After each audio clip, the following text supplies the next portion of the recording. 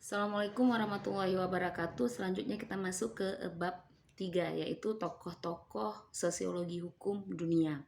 Yang pertama itu ada tokoh Eropa Barat, yaitu Karl Marx.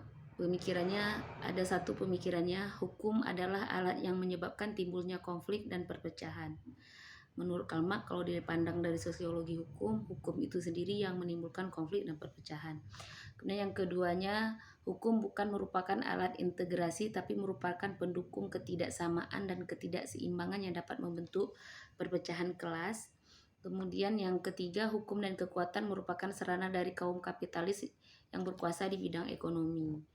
Nah, menurut Karl Marx di sini kalau dilihat dari sosiologi hukum, hukum itu adalah alat untuk bagi penguasa atau orang yang ekonominya paling tinggi. Nah, dengan hukum ini menurut dia dari pandangan sosiologi hukumnya ya. Kemudian yang keempat, hukum bukanlah model idealis dari moral masyarakat. Menurut dia kalau dipandang dari sisi sosiologi hukum, pada dasarnya hukum yang dibuat itu tidaklah dari moral sisi masyarakatnya, hukum yang sekarang seperti itu. Kemudian yang kedua ada Henry S. Maine. Nah, yang menurut Henry, masyarakat bukanlah masyarakat yang serba laten, melainkan yang bersifat kontingen. Bahwa masyarakat yang progresif adalah masyarakat yang bergerak dari status ke kontrak. Kemudian yang kedua, dalam masyarakat terdapat askripsi-askripsi tertentu yang sesungguhnya merupakan penganugerahan atribut dan kapasitas kepada warga masyarakat yang bersangkutan. Kemudian yang ketiganya, kenyataan dalam masyarakat akan berubah tak kala masyarakat melakukan transisi ke situasi-situasi baru. Nah, menurut si Henry S. Maine ini, masyarakat itulah yang paling berpengaruh terhadap sosiologi hukum ya, dari pandangan sosiologi hukum. Kemudian yang selanjutnya itu ada Ilmen Durkheim. Menurut dia hukum dan solidaritas mekanis.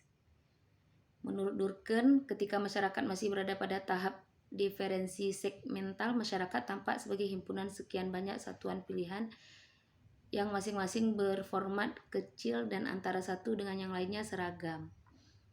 Kemudian sementara hukum dan solidaritas organis, hukum yang menindak mencerminkan masyarakat yang bersifat kolektif. Kemudian kalau Max Weber itu ada beberapa tipologi sosiologi yang dipandang ya. Yang pertama, menyangkut perbedaan bagian suatu sistem hukum itu disusun sehingga merupakan suatu sistem yang mampu menentukan sendiri peraturan prosedur yang dipakai untuk mengambil suatu keputusan.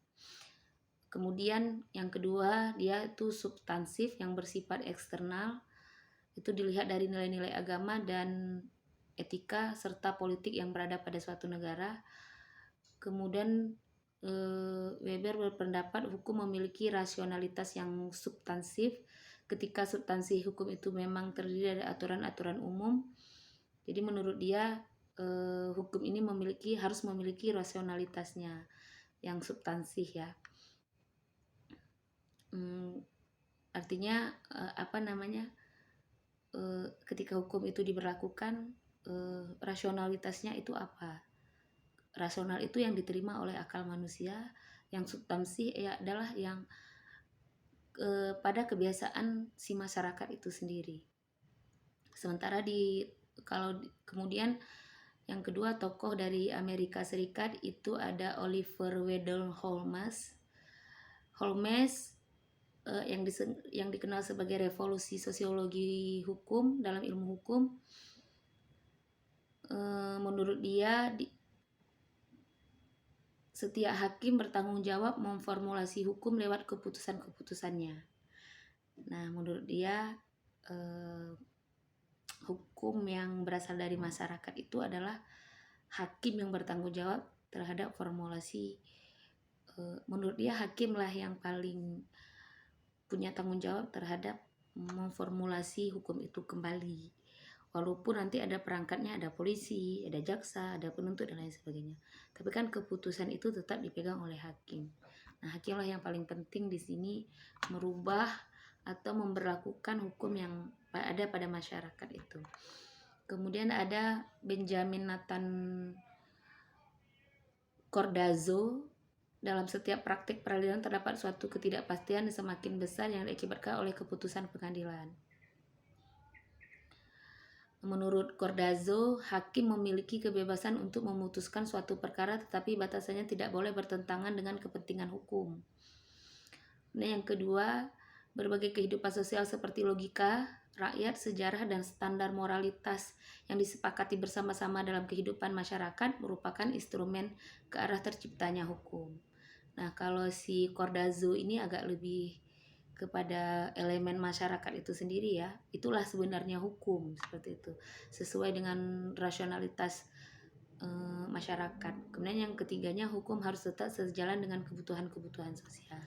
Nah, menurut si Cordazo ini, yang kalau menurut ibu itu sendiri adalah yang sesuai dengan keilmuan sosiologi hukum ini sendiri. Jadi hukum itu harus tetap sejalan dengan kebutuhan sosial. Ya, tidak boleh hukum itu, masyarakat kita kebiasaannya seperti ini. Misalnya contoh kemarin, bagaimana sih karakter pribadi masyarakat Aceh sehingga hukum yang diterapkan bagi masyarakat Aceh itu sesuai dengan karakternya. Lihat saja kalau hukum tidak sesuai dengan karakter masyarakat Aceh, ibu yakin sekali hukum itu tidak akan dilaksanakan oleh masyarakat itu sendiri, karena hukum yang dibuat itu tidak bersumber dari masyarakatnya itu sendiri. Contoh misalnya pemberlakuan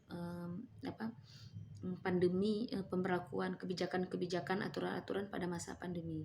Lihat karakter orang Aceh, lihat keyakinan orang Aceh, lihat bagaimana masyarakat Aceh itu, sehingga ketika ada aturan vaksin, aturan ini dan lain sebagainya tidak berlaku bagi mereka.